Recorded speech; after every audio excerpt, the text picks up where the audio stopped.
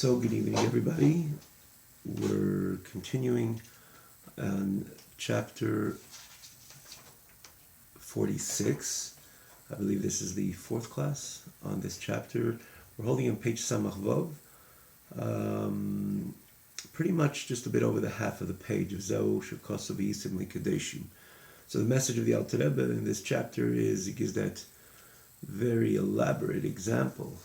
Interesting that Alter Rebbe should be Meirich, so elaborate on an example, and taking the message, again, the message of this parable, so clearly home with the dimension of the relationship of the Yid, which is based on the Shir Hashirim type of relationship we mentioned a few times, that he has at multiple different levels of relationship with HaKadosh Baruch Hu, all documented in Torah and all simultaneous. It's not one exclusive to the other. Hashem is our Father, our King, our Master. We are such a subject as slaves, as children. But additional to that, Shlomo Melech establishes that unique relationship of Chassan and Kala, which is Hashem being called the Ish, we become the Isha, and ultimately, as such, we become truly one with HaKadosh Baruch Hu by our performance of Torah Mitzvahs, not only obeying HaKadosh Baruch Hu, yet staying on the other side. We are submitting ourselves to Him, but more so, the idea of become one with Hashem. But well, even though this in itself is the end of the message, in other words, if you compare the message of the parable to the message that Alter Rebbe is trying to convey, that's the end of the message, though, in other words, that the king brings this lowly person into his palace, chamber within chamber, and then unites, or becomes one with him.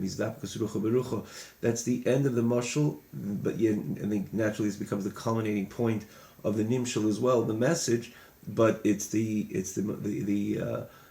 highlight in a sense. It's the highlight, not only that Hashem taking us out of Erevas Haaretz, Mimitzrayim, Mokim Azuma, Vatuma, again as we learned, which was the whole entire of Mitzrayim or Yitzias Mitzrayim experience, which is similar to the idea of HaKadosh Baruch Hu, or the Melech, that king, going to a dumpster, literally taking out a lowly person, but where he's bringing him in is the ultimate point, into his chamber, into his own personal chamber, and then uniting with him, meaning to say, giving him the maximum attention to the extent of his Dapkas Rucha Berucha. That is ultimately the point.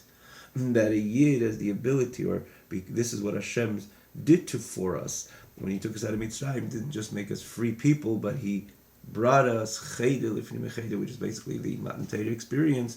And the idea is that at any given time, since Matan Torah, we could truly unite with HaKadosh Baruch Hu, literally by Yul Basar Echad, one entity with HaKadosh Baruch Hu, again, with a paradigm of the Shir Hashirim type of relationship, as he expands over here, as the Alter Rebbe articulates over here, in a very detailed manner, that we appreciate that every mitzvah is embracing HaKadosh Baruch Hu, learning Torah is deeper than that, and so on. As again we explained and we learned, as we always just mentioned, we always take the moment to mention the previous classes. Is easy to find on the same website, and as we mentioned, for the newcomers, it's easy to follow because the classes on a separate scroll bar, and those are the texts on a separate scroll bar, and as such, easy to follow the class, also easy access to all the previous classes, which come up in the same fashion from the very beginning of Tanya, that is. So it's tanyaonline.com, tanyaonline1word.com, and we continue immediately.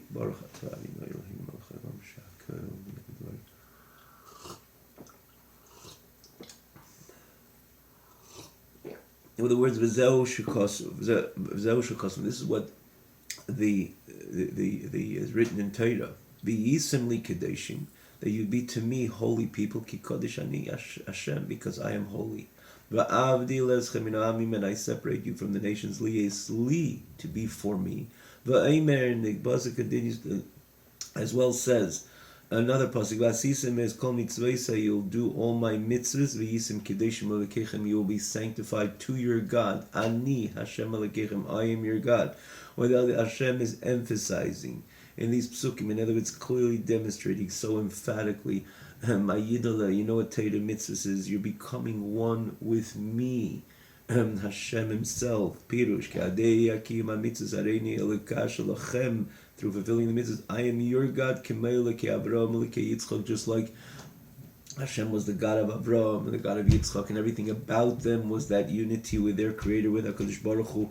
As it says, they were called Merkava, as the Alter Rebbe brings over here. We mentioned many times that unique term of Merkava, a chariot for HaKadosh Baruch Hu. Avraham, Mitzvah, Yaakov were a chariot all their days for HaKadosh Baruch Hu. As we mentioned, a chariot has no desire on its own. You can hop onto a chariot. Today would be more like a car for a number of reasons. We mentioned that the chariot perhaps is more accurate of its bittul, itself, its subordinates rather to the rider, more than even a car. But we're not going to get into it now, because generally we do find the commonality of the bittul of the vehicle to the reichev. When the reichev gets onto the merkava, gets onto the chariot or in the wagon, it's not and obviously it takes charge. It wants to go right, it'll go right. It wants to go left, it'll go left. So it's not that the chariot says, today I have a feeling to go left. You want to go right? Fine, I have a choice. You have the reins. It doesn't work like that. And on the onset, doesn't even have any opinion. It doesn't even say, I want to, but yet you're in charge. It's all about the rider. Avraham, Mitzvah, Yaakov were called Merkava Tulukus. They were, Hashem was riding on them. They had nothing of themselves in as their expression, of their own personal expression, even ready to be overridden by Hashem's desires and Hashem's expressions. It wasn't like that. It was that they were a merkava, a chariot to HaKadosh Baruch Hu, total bittul, with a total submission to HaKadosh Baruch Hu. And therefore, Hashem was really one with them. Hashem was riding upon them. They were just expressing, conveying the message of HaKadosh Baruch Hu. You think of it about a greater unity. And naturally, in other words, they express, this merkava is also expresses that unity of the Yid with HaKadosh Baruch Hu, of the Basar Echad, becoming one entity, with, in this case, with HaKadosh Baruch Hu. So Hashem was called to appreciate the terminology Elokei Avram. Obviously, Avram didn't have anything of himself. Hashem's being Elokei Avram is, Avram was the conduit to the Elokus, came through. And so to Elokei Yitzchak, says Hashem, that when you'll fulfill the mitzvahs, v'yisim li kadesh, migikodesh ani, v'avdil eschem min ha'amim, v'asisim es kol mitzvahs, these psukim we quoted, the verses we quoted before, that ani Hashem Elokeichem through kima mitzvahs, I am your God like I was, and I am the God of Abraham, and the God of Yitzchak, etc., which is the God of Yaakov, in this phrase. Shenikra Kain, and the reason why they were called so, because the Avos were a chariot to HaKadosh Baruch Hu. As we mentioned earlier, the unique expression of submission to HaKadosh Baruch Hu, the way it's exemplified through the Merkava type of submission, and they were completely batel, nullified to HaKadosh Baruch Hu, and completely consumed in the Eibush, in Hashem's light. And it's exactly the same by every single Yid in the time he occupies himself, the Yid occupies himself in learning Torah and doing mitzvahs. At that moment, he becomes totally one with the godly dynamic, with the godly reality. That he becomes one with HaKadosh Baruch Hu Mamash, and that's the message HaKadosh Baruch Hu is telling him. So again, it's not only, there's obviously that virtuous bittul of a Yid, the way it's expressed in him being a subject, and a servant, Kabbalah Sel Malchus Shamayim, accepting the yoke of HaKadosh Baruch Hu. He's a commander, we're a commandee, and we submit ourselves to him. And so too when it comes to doing a mitzvah, so too when it comes to learning Torah, and that unique relationship of a son and a father, which a son has such passion towards a father to do what he asks him to do. But this is a different phenomenon completely. It's not two entities, it's one entity, ultimately one, two entities coming together, merging together. At the end of the day, this is the Yid becoming one mitzvahs with HaKadosh Baruch Hu. We can appreciate how deep and how unique this type of relationship is and exists, as opposed to any other submission to HaKadosh Baruch Hu, as great as it is, and again where it expresses the bittul, that Hashem, you commanded me, hence I will follow your word. I will mavatal myself to you. I will subordinate myself to you. But yet there's two entities. There's the Yid and HaKadosh Baruch Hu, which has granted, it has its own unique advantage in the service to HaKadosh, the servitude to HaKadosh Baruch Hu. Granted, but in the end of the day, how we can all appreciate this type of unique relationship of the Yid with HaKadosh Baruch Hu, that in the end of the day, HaKadosh Baruch Hu and the Yid becomes one entity. We are becoming part of the godly reality via learning Torah and via doing mitzvahs, similar to Avraham Avinu, which were called the Merkava Le'Yizbarich, the K'Telim and Nichlolim Ba'irei. They were batal, and more so, they were absorbed and become part of the Eir of HaKadosh Baruch Hu. And that is exactly what transpires when every single Yid opens a Gemara, opens a Sefer Halacha, every part of Torah, and he learns Torah, and as well, when he does mitzvahs, the same thing it transpires. It's not only the dimension of mitzvahs of a commander, a commandee, and the command, but more so it's the embrace, because it's based on what it says in Zayir, the 248 mitzvahs are the 248 limbs of HaKadosh Baruch Hu. And when we do the mitzvah, we embrace, we hug HaKadosh Baruch Hu, which is again part of that expression of ultimate intimacy with HaKadosh Baruch Hu, becoming basarecha, becoming one with Hashem. And that happens every time the Yid learns Torah and every time the Yid does a mitzvah. Therefore the Chazal, our sages, Razal, our sages of blessed memory, established to stand up, to get up in front of someone, whoever occupies himself with doing with a mitzvah. It's even though he's a simpleton, he's an ignoramus, and he's doing the mitzvah, nonetheless, we're meant to get up, and the question is, so he's doing the mitzvah. Lucky him that he's doing the mitzvah. Would he have to get up for someone who's doing a mitzvah? He doesn't seem any unique. Well, we appreciate every person, respect every person, but to get up for this simpleton, get up for this ignoramus because he's doing a mitzvah? And the answer is yes, because he is right now demonstrating a godly reality is filtering through him, is coming across, is penetrating his whole mitzias, that him and the Eibishter becomes one mitzias, one reality, and as such Hashem is right over here in his full glory, in his full manifestation at that very moment, because this in the Yid is doing the mitzvah, and again, because he's doing the mitzvah, he's becoming one with HaKadosh Baruch Hu, so Hashem is right there, so you're getting up, standing up for Hashem. Rightfully so, no? Because it's Hashem which dwells and invests in his soul, in that very moment.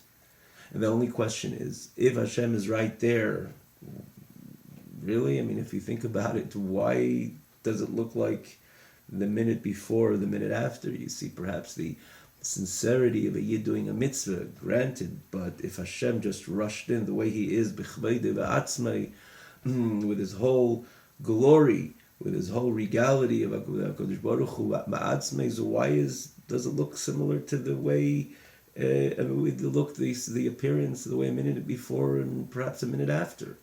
Why doesn't it make a difference in the person himself, not only in the surrounding? A person of Hashem rushed in here the way he is.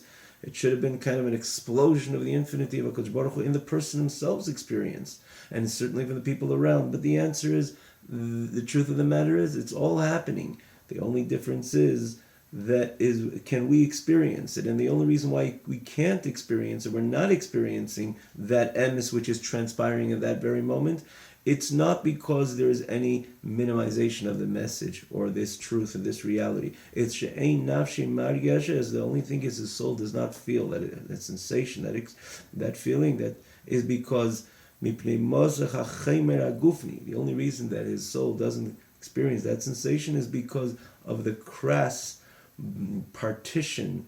It was bodily crass partition.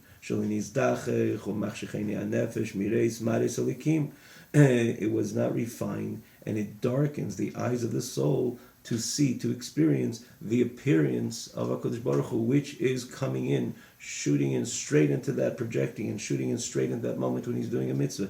It's just we can't see it because there's the blockage of the crass guf, the body, which we know on its own that as long as the body is not refined, it stands as a blockage. It can't stand as a blockage.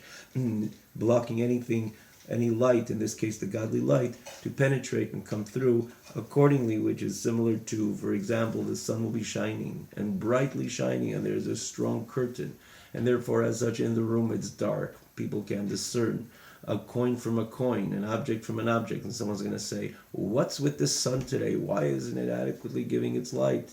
It is adequately giving its light. It's that curtain which is blocking the light to penetrate into the room, and therefore it's dark. Does it minimize? Is it any compromise in the sun, in the light of the sun? Not at all. Not at all. It's just a matter, there is a blockage. And the same thing over here. The reason why the person who's doing the mitzvah, or even people around him, and he's focusing on the person himself, why isn't he experiencing that sensation, perhaps even to be consumed, similar to Nichlolim Ba'ere, consumed, as he said about Avraham Yitzchak Yaakov, consumed into the light of HaKadosh Baruch Hu as such? Answer, because his crass body is not allowing that Eir Hashem to penetrate or to come across in a way that it should be totally revealed, totally manifest, but it's not compromising on what is truly happening. And the reason why he does say this by Avraham Yitzchak Yaakov, because Avraham Yitzchak Yaakov takaro elam b'chayim. They saw their world, as the Gemara says, in Gemara Seita, Sharo Elam, they saw their world in other places, they saw their world in their lifetime, that because their body was so refined, so when they connected, or their constant connection to HaKadosh Baruch Hu was manifest in their own experience, and they did constantly experience that sensation. And that's why by Avraham Yitzchak Yaakov, it says, V'nichlolim ba'erei. They were completely consumed in the Eireh of HaKadosh Baruch Hu, and again in their totality, in their total reality, not only from the perspective of the nefesh, but also perspective of the guf.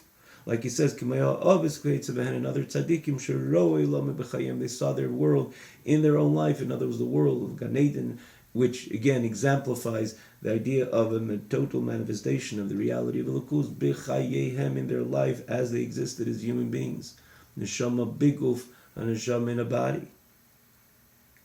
But it doesn't change the fact, it doesn't change the reality that this happens every time. And this is the potent message, or the message which comes across so importantly and takes the message, this whole but the whole union with HaKadosh Baruch Hu, elaborated on in this very chapter. He spoke, namely the previous class, as the Alter Rebbe brings the message home. It's so emphatic in these psukim, because in the end of the day, this is what happens if you experience it or not. In other words, if you're able to see it or not, this is exactly what happens when you do, and you learn Torah and do a mitzvah. Hashem says, Ani Hashem Elokeichem, just like Avraham, and just like Yitzchak, and just like Yaakov.